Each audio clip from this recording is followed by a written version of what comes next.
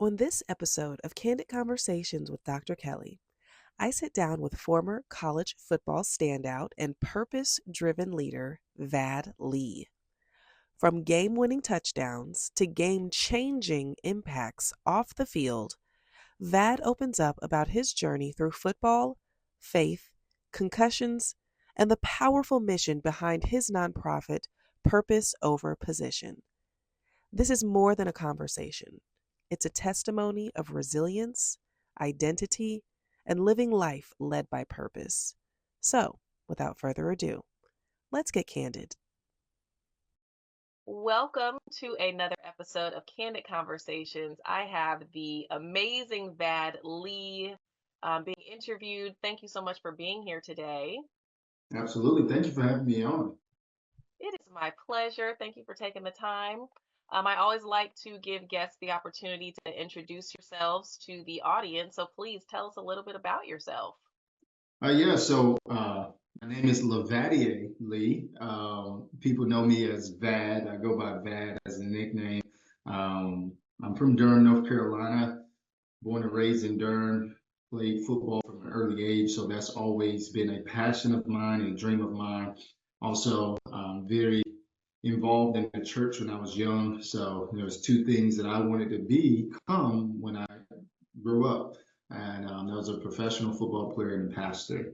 And those two things have been kind of leading my life, honestly, with where I am today, what the type of work that I'm doing, the type of work I've been doing. I'm a husband, a father of three. My wife is a pediatric dentist at MUSC, and so she's doing her thing and just supporting her. Got an older daughter that's 7. My middle child's getting ready to turn 6 next month, and I got a 14-month-old baby boy. So I am living the dream. I currently work with Black Men's Brain Health, an organization that focuses on Black men and focus on the disparities when it comes to Black men and the brain health issues such as dementia and Alzheimer's disease. That's a leading cause in the Black population. So that's a little bit about me. Yes, and we also have to get to your amazing football career, but you all can't see it, but Vad has beautifully white teeth. And so I'm going to give credit to that, to your genes as well as to your wife keeping those pearly whites. I told her she got to floss my teeth every day because I don't do it. I don't do, my hygiene is not that great. It's not as good as it should be. Let me say it that way. Especially when your wife is a dentist, but she keeps me on track.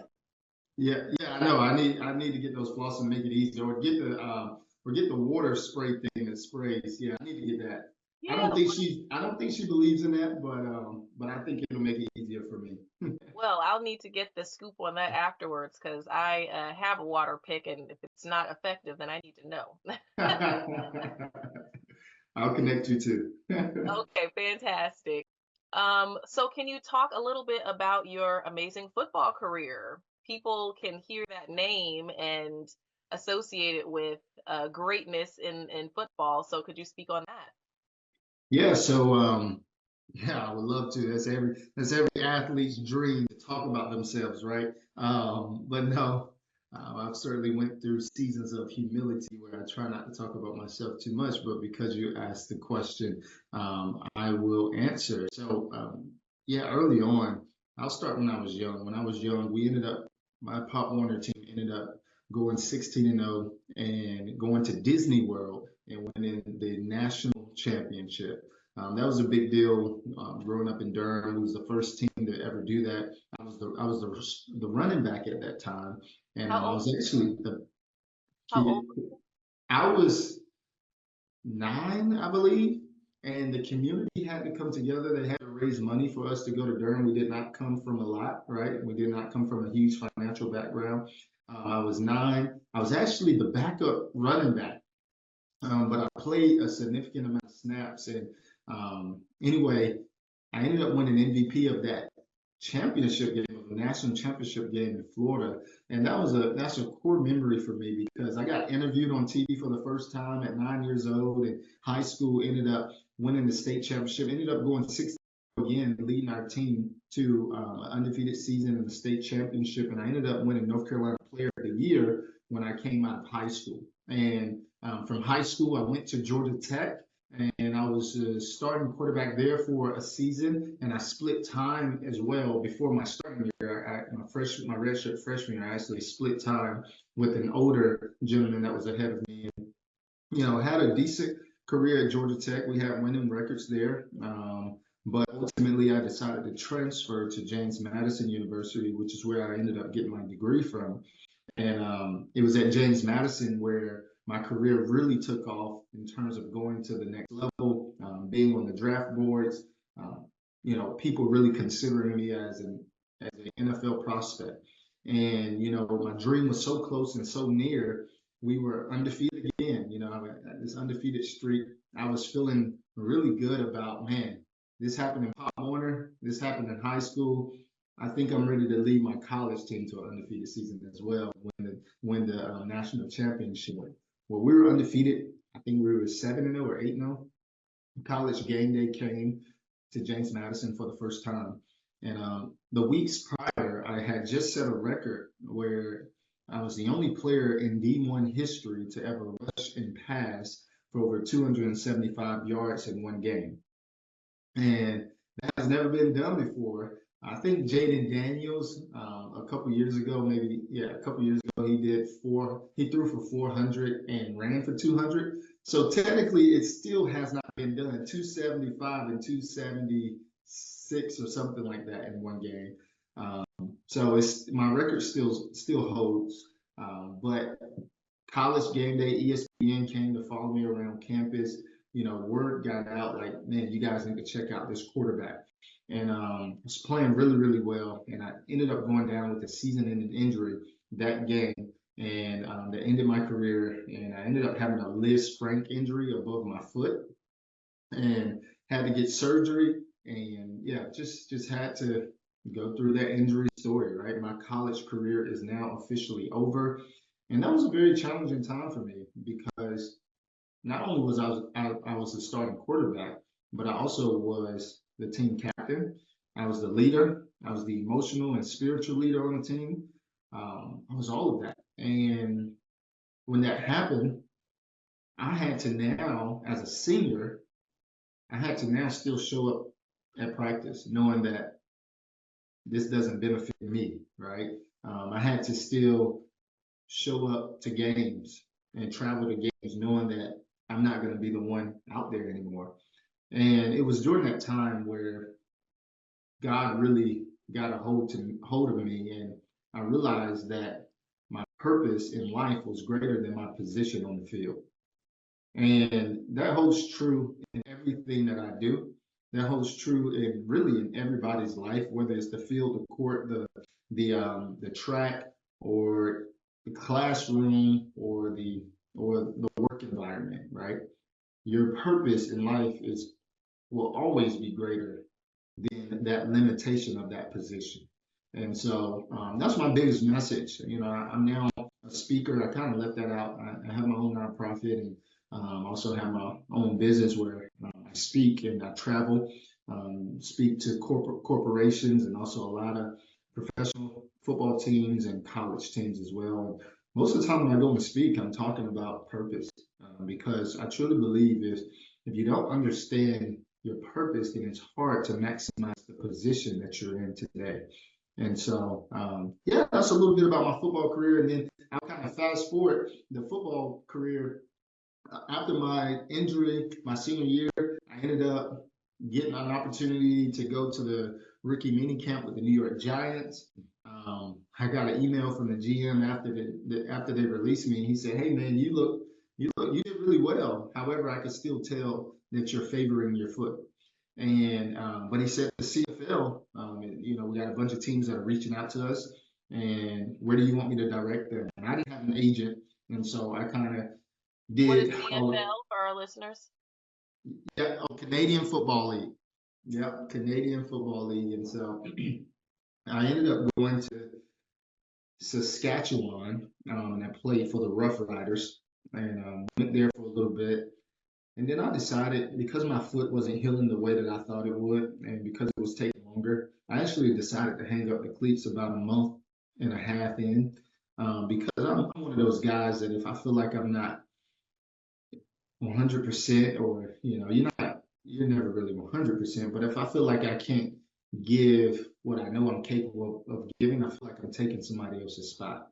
And maybe if somebody got a hold of me back then and said, "Hold on now, wait a minute, wait, just relax, take your time, heal up," maybe I would have made a different decision. But my mindset was just like, man, I want the best for the team and I want the best for the organization. And right now, I can't give them that. And I ended up leaving, and I got released and came home, and I did not play football for 3 years. And but that itch, man, I could not. It kept that itch kept being there, where I'm like, man, I know I can play. I know if there's an opportunity for me now that I'm finally healed up, I want to give this thing another try. So I ended up going. That's when the XFL came around, and I ended up playing in the XFL in 2020, and I played in the USFL in 2021 and 2022, and so got some professional experience under my belt, and it certainly was a fun time. Excellent. I want to go back just a little bit. You talked about your injury that ended your career at JMU. Could you tell the listeners what that play was and how the injury occurred? Yeah, so I was dropping back on for a drop back pass, and I couldn't find an open receiver. I think the defense did a really good job of containing our receivers, and the defensive line was putting pressure on me. So I stepped up, and when I stepped up, I realized I was about to get sacked. So I tried to take off running, but the defensive lineman was behind me. He grabbed my foot and pulled my foot back while I was falling forward. Right, so you got your body going in two separate directions, your foot kind of going in two separate directions. And the injury that I sustained was the Liz Frank injury. And I was doing some history on that. It's an uncommon injury. Cam Newton had it, and he was out for a couple years with the Liz Frank injury. But I think it goes way back to like cowboy days when they would ride horses, and if they fell off the horse or something and their foot got stuck in the saddle, it's kind of like the same motion right there. And so it was a common injury back in the day, but it's very uncommon now. And ended up sustaining that. I thought it was a sprained ankle, so I ended up playing like 5 more plays. I led my team all the way down to like the 10-yard line, and but it got down to 4th and 1, and our bread and butter play for 4th and 1 was quarterback power, but I couldn't run, right? And so my coach called a timeout, and at that point I knew that it was probably over. See, my whole mindset was just don't go to the sideline. If as long as I'm on the field, I'm safe, right? You hear a lot of athletes talk about this is their safe space, right? This is their safe haven. And for me, it was like, man, I'm good as long as I'm out here. I'm not worried about it. My adrenaline is pumping. And but once that timeout came and they tried to wrap me up, and I realized that I couldn't put pressure on my foot, I realized that it was probably more significant than a twisted ankle, and it was. And so, And you still played on it. Can you explain to the listeners just what is that drive or motivation to make you play? Like when when I guess adrenaline subsided a little bit, you couldn't even put weight on it, and yet you ran 5 more plays. Can you explain how that works? yeah, I was out there on one foot. I was passing the ball on one foot. I couldn't even put pressure. It was my left foot, and I'm a right-handed quarterback. So in throwing motion, you have to go from your back foot, to your front foot, and your front foot has to catch all the weight of you throwing the ball. And I couldn't put pressure on my left foot, and so I would just fall forward and fall on the ground, and that's how I would make the passes. And, we go through so many drills as athletes. We go through so many: finish the drill, finish the drive, put your teammate on your back, think about your teammates above self, right? Think about other people beyond your injury or beyond you being tired, right? We are trained in this way to finish. And it's not really a mindset, it's more of a habit, right? It's more of what's ingrained in you. It just snaps in you, and it's already in you. And that's a phrase that I use a lot. It's already in you. You know, what you've been trained to do is already in you. And sometimes you don't have to rely on motivation. You don't have to rely on anything else but what's already the deposits that have already been poured into you. And so for me, it was about finishing the drive. It was about me being the leader of this team. It was about me being the quarterback, right? And if the quarterback goes down, we see a bunch of games, right, where once the quarterback goes down, you don't know what you're getting in the next quarterback. Sometimes it can be great, but most times, right, it's a challenge. And so for me, I just thought finish the drive. And it was interesting when I got to the sideline and I realized that I no longer could play. That was the first time where it resonated in my mind where, the game of life will go on with or without you, right? And because I'm now looking at a position that's no longer mine. I'm looking at my position, what I thought was my position, which it was never my position. I was just renting it, right? I was just using it for a second. And that's when it clicked to me that, you know, that's not your position. You're replaceable. And it's the same thing in life. We all live, but one day we will all pass away, right? And you want to make sure that you gave everything you got. And so for me, that position that I thought was mine was no longer my position. But at the same time, I also left with no regrets. I left with no regrets, knowing that I gave everything I had. I used to tell people, and I still tell people, I had nothing left in the tank, right? People were like, man, I know, your career ended short. I had nothing left in the tank. And that's because of the testament of me giving everything I got in practice, me giving everything I got in the film room, everything I got in the weight room, and everything I got on every play. I tried to give everything I had. So I truly did not have anything left in the tank. Well, that may have been on the field, but you have a lot that you have been giving off of the field. And you have a shirt on that is something that you say all the time, purpose over position. So as you said, you didn't have anything left in the tank, and you still had to show up your senior year at JMU, and even your, going to Canada and then the XFL. Can you speak to what you learned your purpose was over those positions? Yeah, that's a great question. So for me, I talk about that injury moment. That's when my POP, purpose over position, that's when my POP journey began, right? Because I got to see the game in a different light. I got to see conversations in a different light. I got to be a part of like conversations where my receivers were upset because they weren't getting the ball. When I was playing, they wouldn't come to me with that, right? But they were probably talking to somebody else. I got to see the coach's game plan in a different way. In fact, my coach after that injury, my coach asked me to start leading the team chapel services. And that was a significant part of my journey because if you remember when we started this, I said there was two things that I wanted to be. I wanted to be a professional football player and pastor.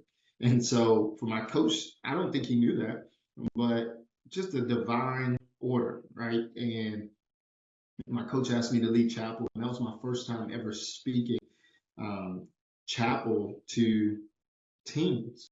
And since then, I have been doing it ever since. I've spoken to the Rams. I've spoken to the Browns a couple times. I've spoken to the Bengals, I think 4 times. Cincinnati Bengals 4 times now. And, I get invited to these opportunities to build men up. And if I was to say that, purpose is you're discovering purpose as you go, right? I don't think you could just say, oh, this is my purpose, this is it, right? But it's something that you discover, and it may even transition depending on where you are and the positions that you're in, right? But I can say from a consistent standpoint, since I was young, I knew that I always had a liking to build up young men, right? And the game of football is a great place if you want to build up young men and serve men in general. The game of football is where men are. And so, over my course of professional football, college football, and even now, I have a big focus on helping men to transition on purpose and to transition well. And so, it has taught me a lot. Every league that I played in, I think I played in 5 different professional football leagues. One wasn't even paid, right? Um, and every league that I ever was a part of, I always did like a small group where it was just a bunch of men sitting around a circle table and we were sharing the challenges of being an athlete. We were sharing the challenges of transitioning. We were sharing about the challenges of getting injured or getting cut, right? Those things are traumatic for an athlete. The worst words that an athlete could ever utter out of their mouths is, I think I just heard something pop, right? Well, for us, we have re-identified what POP means, and it stands for purpose over position. I love that. Way to reframe, pivot, if you will. I always talk about a pivot. Things may not go the way that you want them to, but don't crumble, don't melt into the ground. Feel your feels, but then you got to pivot and figure something else out. So I like that. Absolutely. Pop, reframing pop. You are at, I don't know if you are the first. You might be the first retired professional athlete who started at Pop Warner and went through all of those different phases where I'm able to ask you, what does it feel like to get hit on the field in those different levels of playing? So I can imagine as a high schooler, it's got to hurt. But then collegiate, that has to be a different kind of sensation as well as professional. Can you speak to that? Yeah, that's a great question. I don't think I've been asked that much. It's interesting. I used to get asked all the time when I was at James Madison because I transferred down the level. At that time, JMU were FCS program, D1AA, and Georgia Tech, obviously, ACC D1A and FBS.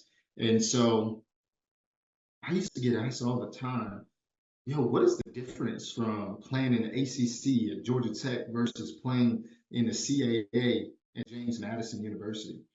And because I'm so entrenched in a game, I could never really answer that question because it is like at the end of the day, it's a game, right? At the end of the day, everybody has similar schemes that they're trying to get you, right? Everybody has defenders that are big and strong that are trying to sack you, right? That I have taken some sacks, right? And as a quarterback, man, those defensive linemen are taught to put all of their body weight on you when they get to you, right? And so absolutely, it sucked getting hit. It sucked getting sacked. In fact, I probably chose to play quarterback because I didn't want to get hit much, right? And if I did get hit, then somebody was responsible for that, and somebody's probably going to get chewed out. um, but it's one of those things where, of course, I used to tell people, I really don't feel a difference from the levels. But of course, I do have memories of certain teams, I would say, right? For example, when we played the University of Miami, when I was at Georgia Tech, that heat, that was a different type of heat down there. And also, there was a different type of speed. And so I remember defensive linemen tracking me down, and I'm feeling like, man, I'm 215. How is this guy that's 260 keeping up with me, right? How is he getting to me, right? And so certainly the speed of the game, depending on who you're playing, can change. I also remember playing against the toughest team that I felt like I've ever played against was BYU, Brigham Young University. Of course, if you don't know BYU, they're Mormon school and they're missionary school. So a lot of their athletes are 26, 27, 28 years old, right? Because they do a 3-year, 2-year, 4-year mission trip in the middle of their college career. So they play for a couple of years and they take a mission trip and then they come back. And these are grown men that you're playing against. And I remember those guys were different. And so I have core memories of certain teams, right? But for the most part, it does suck getting hit. But for the most part, football is football. Getting hit at any level is not that great, but it's a part of the game. Yeah, you spoke to the heat in Florida. Could you speak to the cold? You were in Canada. What is it like Yeah. playing like that in the cold? Yeah, the good thing is I did not stay long enough to experience Canadian cold weather. But I have had cold weather games, and I was always one of those guys where I did not wear sleeves. Now, let's take that back. If I wasn't playing, it's like my freshman year, right? My red shirt year, oh, I was absolutely wearing sleeves, right? But when I was playing as a player, I don't know if it's mindset. I don't know if it's like you're trying to set a certain tone with your team. Um, I think all of those play a part in that decision, but also I'm a big sweater, right? So when I get hot, I start sweating. And when I have long sleeves on, the sweat kind of sticks to my long sleeve. And it in turn makes me colder because now I have a wet shirt on that's now feeling the wind. And I just didn't like that. So I would not wear sleeves when it was cold. And you kind of get used to it, honestly. I don't prefer playing in the cold. I don't prefer, playing in the cold weather. However, when you're in it and your adrenaline gets the pumping, you kind of get used to it. And I will say the key is making sure that you put on a bunch of Vaseline. That helps because I guess the Vaseline kind of cuts the wind a little bit. So that's a key to all of my football guys out there. Yeah, listen up. That's a pretty good gym. Yeah. Vaseline helps a little Yeah. bit. Now make sure you don't have it on your hands, right? Make sure, because you got to hold that football, right? So be careful. I used to wear gloves and put it on, right? So be careful. Don't put it on your hands because as a quarterback, that would be the worst thing if you have Vaseline on your hands and trying to throw the ball.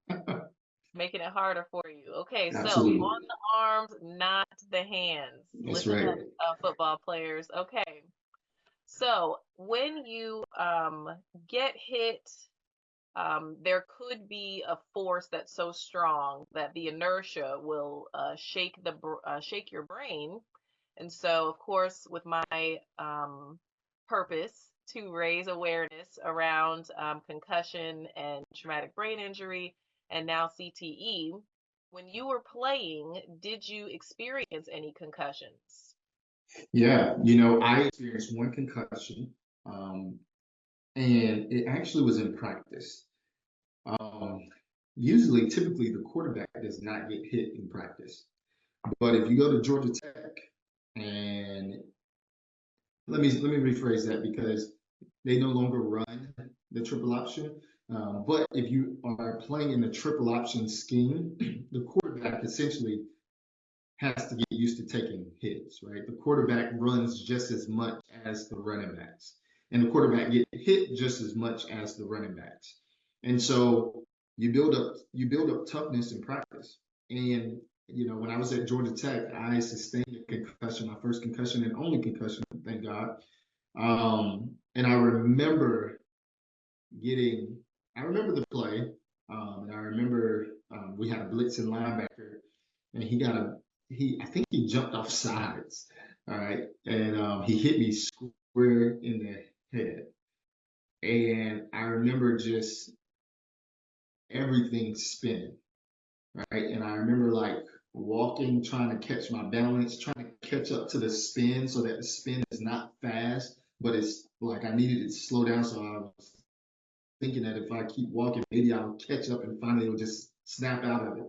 But I remember like it's almost like seeing the world spin in my head and in my eyes, and um, I'm not sure how long it took, but maybe after 30, 40 seconds, maybe even a minute, um, that's when everything kind of stopped and I was back focused. Um, that was a real experience for me because I never experienced anything like that. My concussion it wasn't, I guess it was mild enough for me to not have to sit out. I sat out the rest of practice, but I didn't have to sit out and, not play in the game. I think that happened maybe on a Wednesday, and I ended up playing in the game on that Saturday. But um, but yeah, that was my experience of a concussion. Did you tell anybody? Was there any education provided to you? Yeah, of course. So I didn't have to tell anybody because everybody's seen me kind of fumbling around and stumbling around, trying to catch my balance and trying to catch myself. And so Um, I think, the medical attention definitely was there for me. Didn't have a lot of knowledge about concussion at that point, and really didn't have a lot of knowledge of concussions after that. You kind of just see it as a part of the game. You're thankful that it wasn't crazy enough where I had to go sit in an isolated room and be in the dark and things of that nature. Maybe I should have. I'm not really sure, but I didn't. That wasn't my case, and so I was thankful that I didn't have really major problems after that, right? I know that some athletes, um, they take multiple concussions or maybe even one significant concussion can change their dynamics. And so for me, I was thankful to be able to get back to play. I'm also thankful that I did not have to experience that again. Yes, me too. Glad that your brain is intact. Could you speak to any teammates that you communicated with? I know a little earlier you talked about how you had this essentially safe space where you and other athletes could talk about just the challenges of being an athlete. And was there any discussion about concussion or challenges in school because of it? Yeah.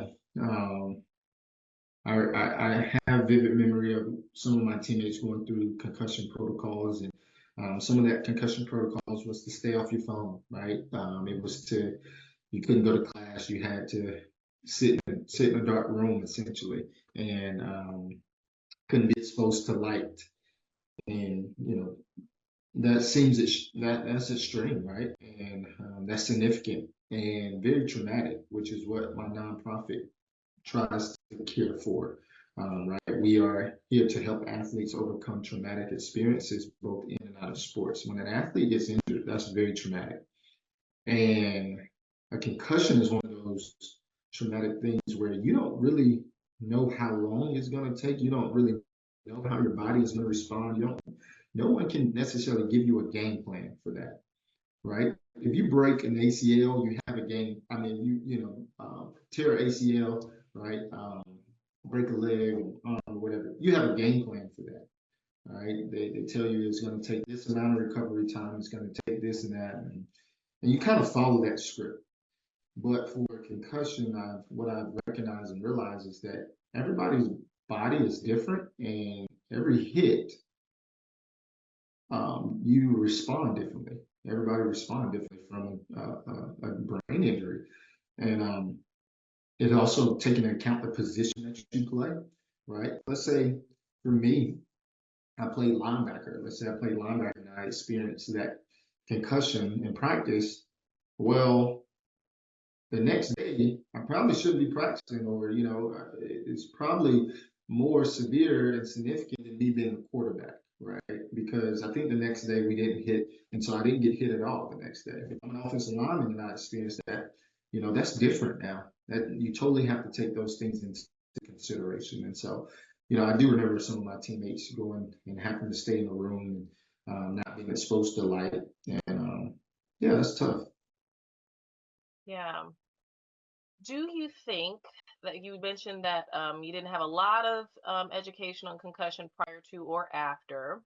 With what you have learned now, I'm sure that you're a little bit more well versed with your work with Black men's brain health and just your work after leaving the professional side of football.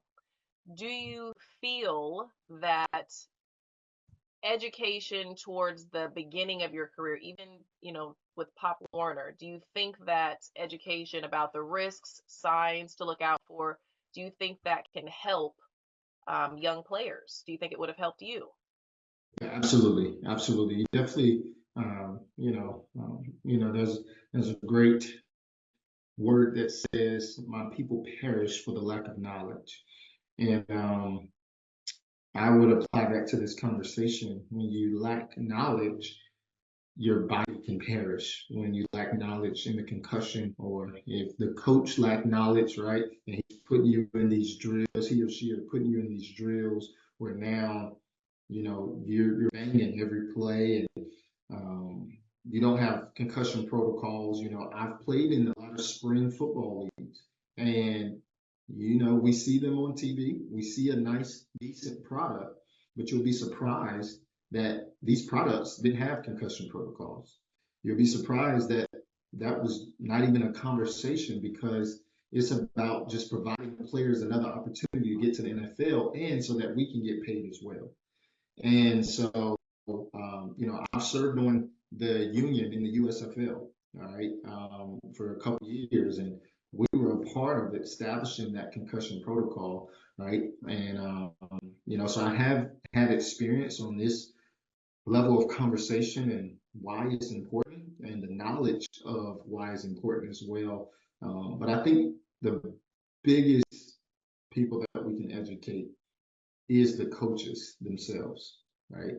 Because they are responsible for coming up with the different drills that we do in practice, right? You might hit, on average, you might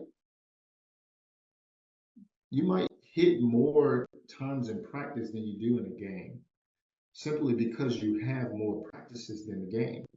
And depending on your playing situation, there could be a game where, let's say you're a starting linebacker on defense, right?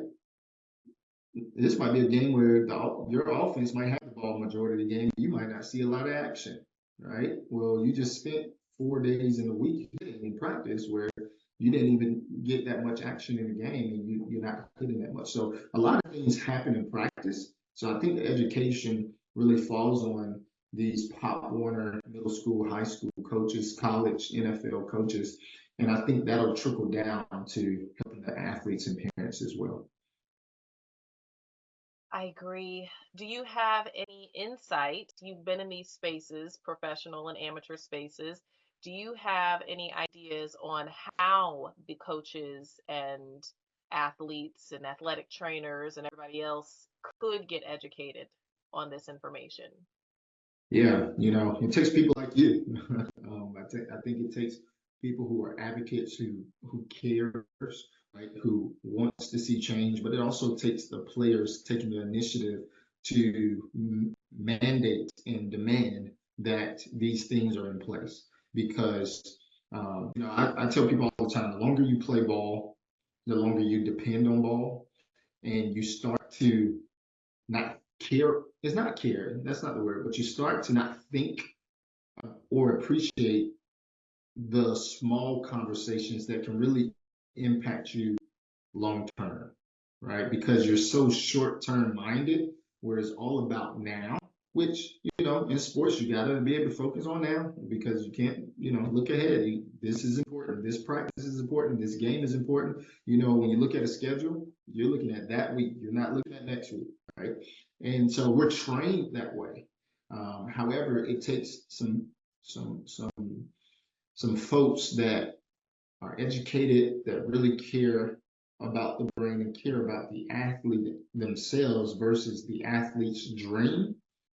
It takes that to really change and shape the concussion protocol and make sure that we have the athlete's best interest. And it's not that these coaches, or these directors, it's not that they do not care about their athletes, but we live in a society where it's next man up.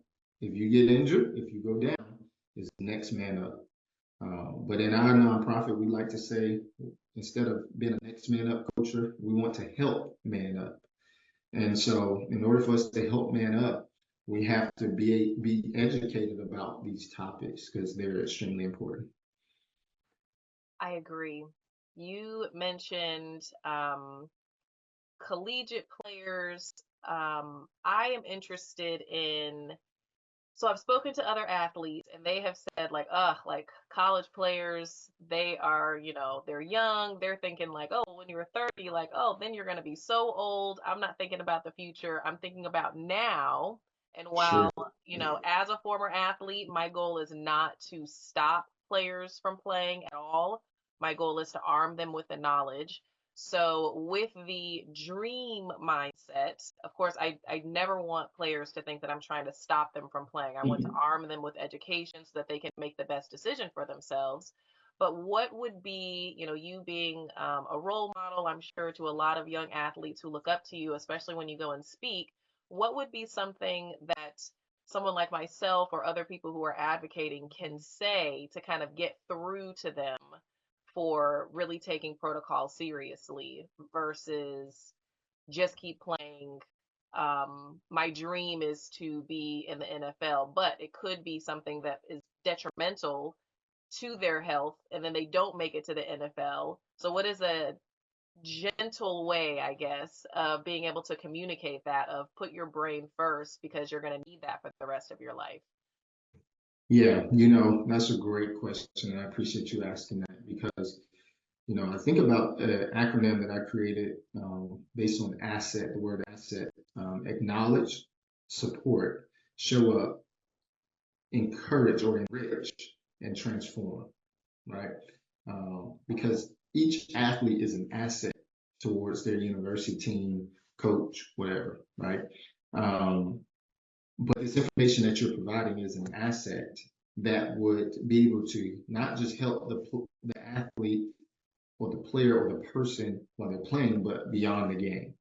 And the thing with presentations like what we're talking about is majority of the guys in the room are thinking she is talking to everybody, or he is talking to everybody except me when it comes to being injured or brain or all of this stuff or even education. Sometimes like, nope, they must be talking to everybody else except me because I'm gonna make it. I'm gonna be good.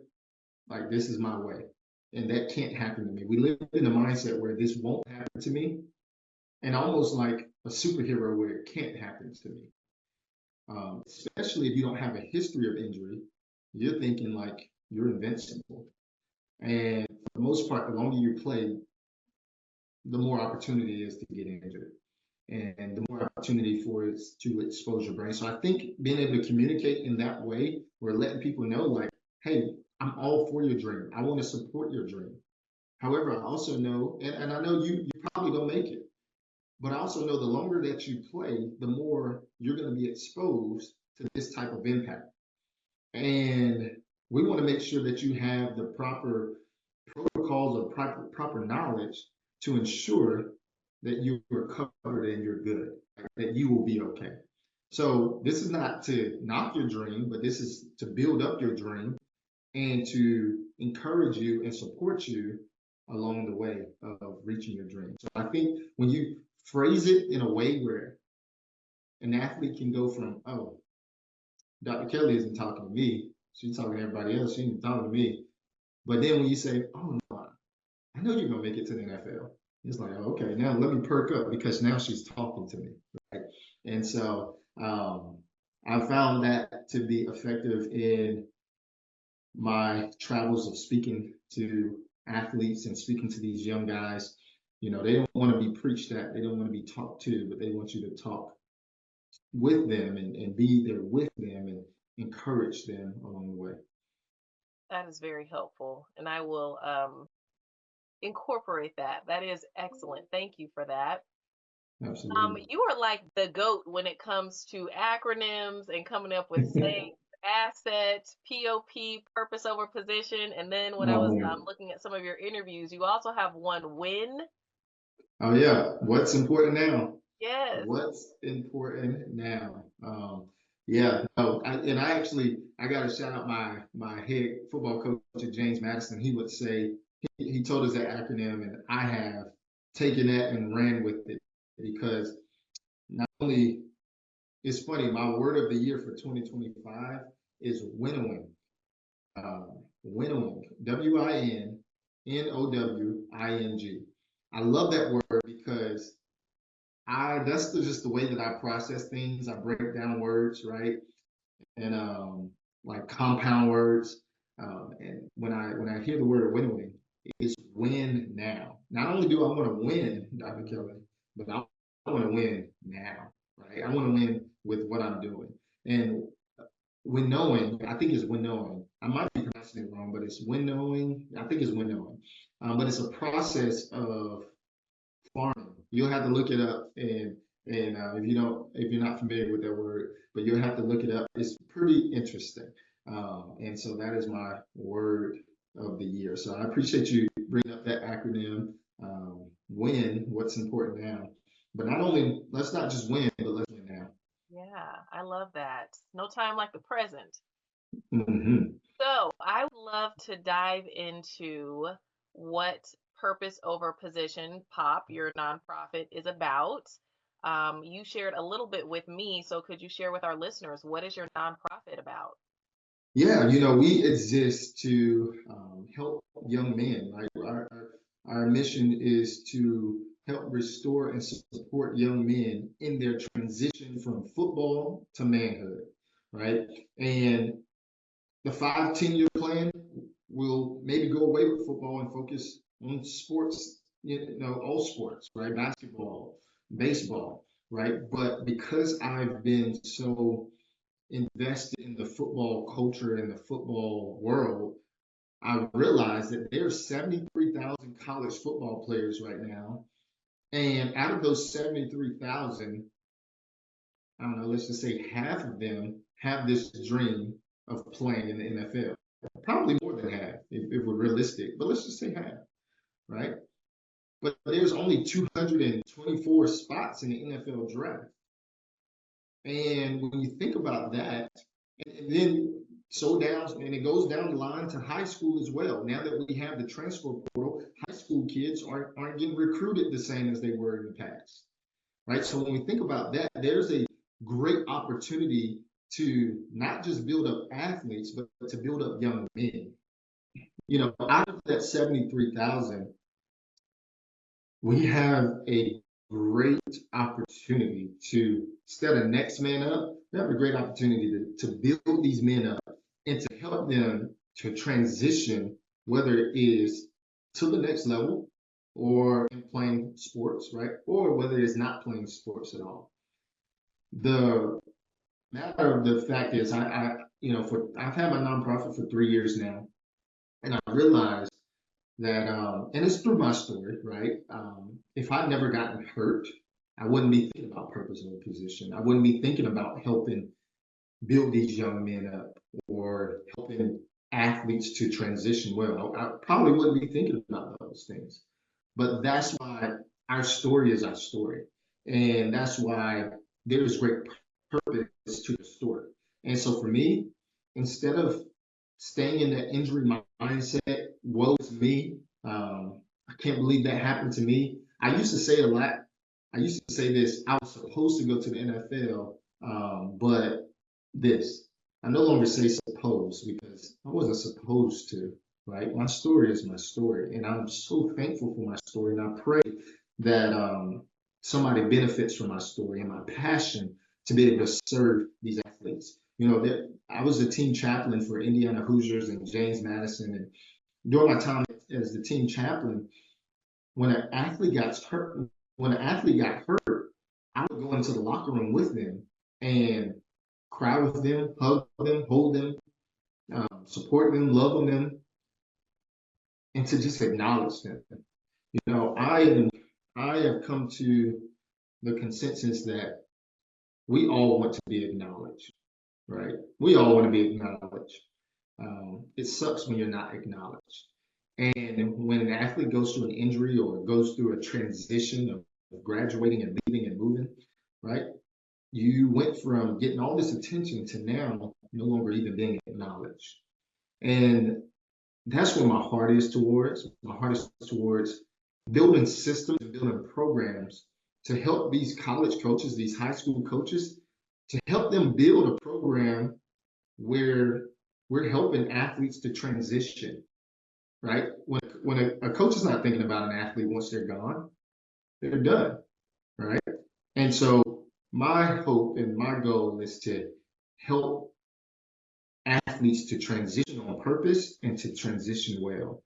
And so with the nonprofit, our goal is to do team camps. Our goal is to do retreats and have retreats. I can tell you, I'm really excited about the retreat that we'll do in May. Every year in May, think about those athletes that go undrafted. There's 224 spots in the NFL draft, right? But when you think about those athletes that go undrafted, there's 73,000 athletes that are playing college ball. And I don't know the statistic of how many will go undrafted, but there's a huge amount that will go undrafted. What happens to them, right? Where do they go? What do they do, right? And so for me, and well, not for me, but for our nonprofit, we want to establish spaces where athletes can come. Three things: to heal, to feel, and to be still, right? When we think about men and we think about young men that are transitioning from college, you're now probably got your degree, and everybody expects for you to just walk into a job and start making money. Well, you don't have anything on your resume. You don't have any internship. You don't have, what normal college students can have. You didn't have that exposure because majority of your time is into the football. You're basically working, right? And so we want to create a space where young men, notice I said young men, not athletes, because when you transition, nobody cares that you was an athlete, right? That being an athlete didn't get me a job. They want to know, what value I can bring to their organization. And so we want to create a space where young men can come and transition and where they can finally feel their emotions of the trauma that they might have just went through the last 10 years of their life, right? They might have went through some brain trauma. They might have went through some body trauma where their knees are now banged up, their bodies is banged up. Maybe they've been abused by poor coaching, where coaches just a bad coach that might have abused them with their words, right? Um, we want them to be able to feel those things, but we want them to be able to heal from those things. And in order to heal, you have to take time to be still. And the scripture says to be still and know that I am God, right? Um, we have this vision, and I believe that it's an amazing vision. And we are starting from the ground up. And we are praying that there are people out there that will support this vision and support this opportunity and can see the vision behind why athletes, let me take it back, why young men need this space to be able to heal, feel, and to be still. You have a gift because those words really resonate, and I am elated that you brought up the number of athletes who are vying for that very, very, very small number of positions in the NFL. I often say, everybody wants to make it to the league. Pick a league: basketball, baseball, football. Everybody wants to make it, and it's 1 in a million, which is, an exaggerated version of what you just said numbers wise, but it's 1 in a million to make it to the league. Pick which one. And I always say, what about the other million? What about the other million who could have sustained brain injuries and now, just like you said, they're expected to go out and be a functioning member of society and get a job and make money. But if they don't have that time and space to feel, to heal, to be still, then you end up with young men who, or young women who experience depression or self harm or one of the big things that I hear when I give talks is, if I'm not an athlete, then what am I? Hmm. And your organization can absolutely help with that because, like you said, not an athlete, a young man or a young woman who is in need of just those things, feeling, healing, and being still. So I would love to know however it is that I can support, guide people to your website and the mission that you are on. But that is absolutely phenomenal. So thank you for sharing that. No, thank you. And just a quick call to action in terms of what we have planned this year. We want to be able to do a retreat in May. It'll be our first retreat where we want to be able to support 32 young men that are undrafted and that are training. There's 32 young men right now training for the NFL draft that will go undrafted. It's funny, the NFL draft is always near my birthday, April 27th. And I remember when I came out, I was feeling like, man, this is destined. Like I'm destined to go. I'm destined to get drafted. And when I didn't get drafted, that was crushing. All right. I didn't have that time and that space to heal, to feel, and be still. People would ask me how I'm doing, and I would brush it off because one, it's embarrassing.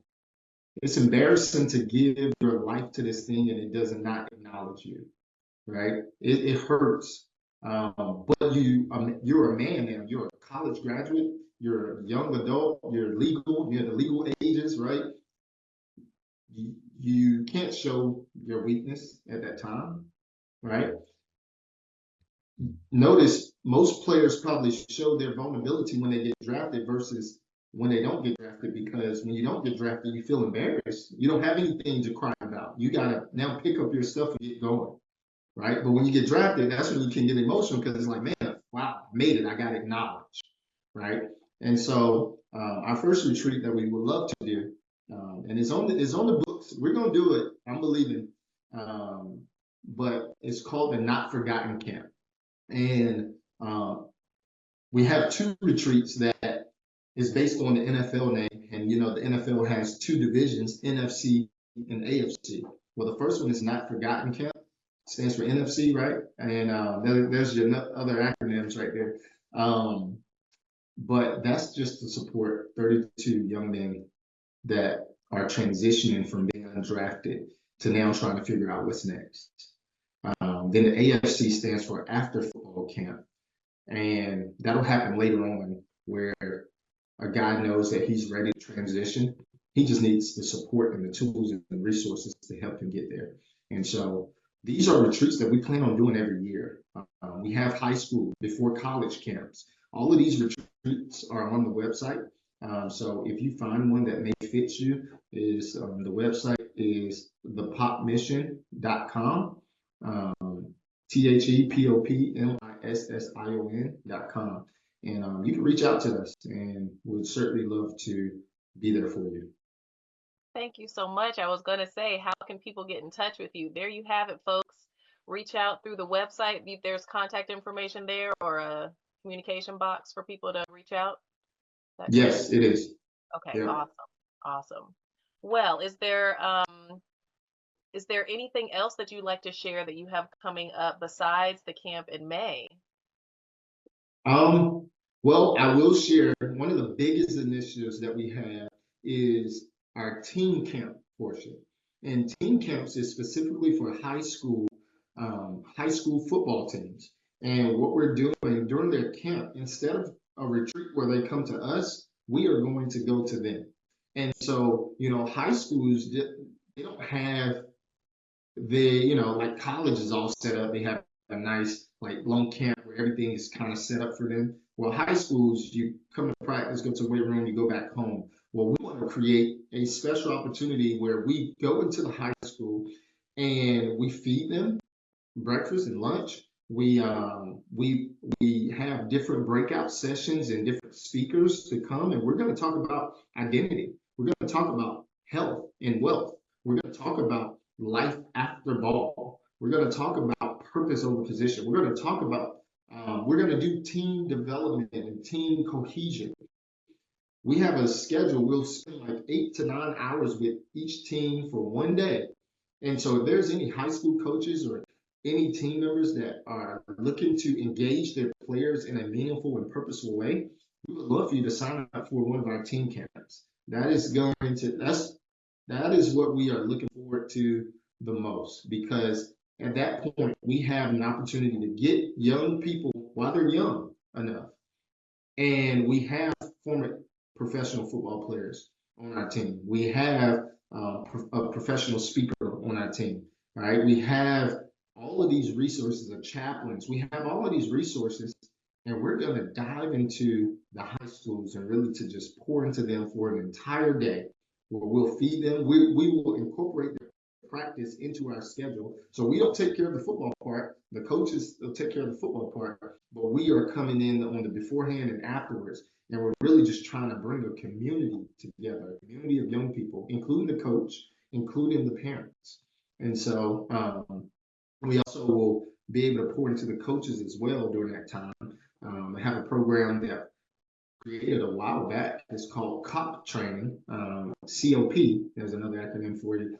But it stands for coaching on purpose. You know, when you think about cops, you think about them having authority. You think about them, their job is they're supposed to protect, right?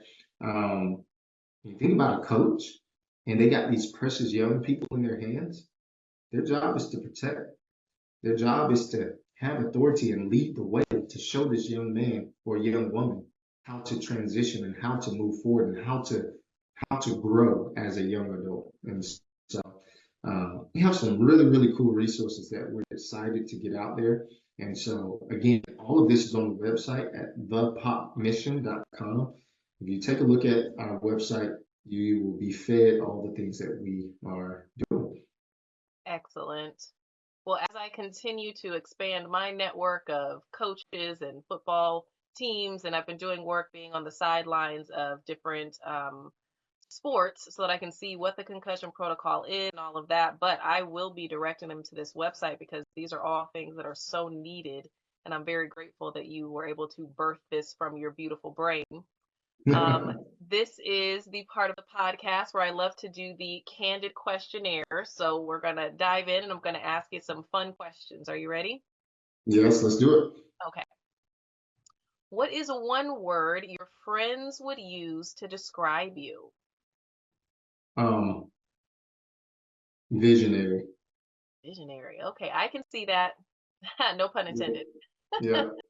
Okay, 2, if you could instantly master any sport or physical skill, what would it be and why? Physically master any sport or any skill. I'm trying so hard not to say quarterback. Yeah. Say it again. I'm trying so hard not to say quarterback in football because I've done that. I don't think I've mastered it, but I would say, I don't know, golf. Okay. Yeah, Yeah. I think a lot of us would do that. I'm a little scared to get back out there. I had an intercostal muscle strain from playing. I didn't stretch. Listeners out there, stretch before you play. Stretch. Yeah, but hopefully I'll be back out there this Yeah, spring. you will. Yeah. Number 3, what's one activity or hobby you find most relaxing or beneficial for your brain? Waking up in the morning before cars get on the road, before you start hearing the sirens, before just life gets busy. The morning is an opportunity for me to be still, to feel, and to be still, to feel, and to know, to know that He is God. So for me, the mornings is a special time for me because I have 3 children, and so when the day gets started, I'm busy, right? I'm trying to work a job and trying to do well at my job, and so the mornings is absolutely the time that I am able to function. And if I don't have that morning time, it feels like I'm playing catch up and I don't have much time. Got it. And you haven't been to sleep yet. No, So I've been up since 12. I think the clock said 12:36 when I woke up last night, and I have just been visualizing, working, reading, praying. I've done a lot today so far, and I got a lot more to do. I hope you get some rest. I will. I will probably tonight. Good. What is the weirdest or most unexpected item in your bag or car right now? That's a great question. The weirdest. I don't know. In my bag, in my car. I don't know. Probably like some icy hot. Um, because I don't really clean my bags from my playing days, right? And so for some reason, I always got like some icy hot or some Tiger Balm or something in there, right? Even if I'm not using it, it just feels right as an athlete. I'm always be an athlete, right? But it just feels right when you have those resources where I can slap some on my knee if I need to. Are you experiencing lingering knee pain to need it? Uh, Sometimes, yes, yes. So I go play basketball sometimes with some older guys, and so yeah, man, basketball is humbling at his age. Okay, Tiger Balm and Icy Hot. Got It works. Yeah, Tiger Balm works. Okay, last question. What's your go-to guilty pleasure? TV show, movie, or song? Cookies. Cookies? Yeah, I know you gave me a list, but you said what? TV show? Um, Movie or song? Definitely TV show. Blackish is one of my favorite shows in this season of life. It's very cool because Blackish, my wife being a doctor, it's just kind of cool because the actors are very similar to my lifestyle, right? And they got the children and growing. And anyway, that's just one of the shows. But to be honest, I don't watch TV much. We might catch one show like once a week or something like that. Um, and of course, it's not on TV. We do it on the streaming apps. But yeah, I would say, I guess, TV show. Okay, all I right. typically fall asleep in movies. Yeah. Like in the theater or at home? It doesn't matter. Yeah, you have to talk to my wife about that one. She gets very annoyed because I will have the idea to turn on a movie, and the next thing you know, I'm knocked out in 20 minutes. I hear that in the demographic. I mean, just so much going on in life, and you're a dad and a husband, and we didn't even talk about this. You are a grad student and Yes, working, and you've got your nonprofit, so you are juggling a lot. juggling a lot. You got to I'm get your waiting rest for in when you somebody. can. Yes, yes, yes. I get it. I get it in when I can. Anytime there's quiet, that's when I get it in. Good. Your time to be still. That's right. Yeah. Well, thank you so much for taking time to have this candid conversation. I know that this story is going to help and heal a lot of people. So thank you for having the candid conversation. Absolutely. Thank you for having me. Thank you for allowing me to share. And I know that we will continue to stay connected and have further conversations down the road. Absolutely. Thank you again. Thank you.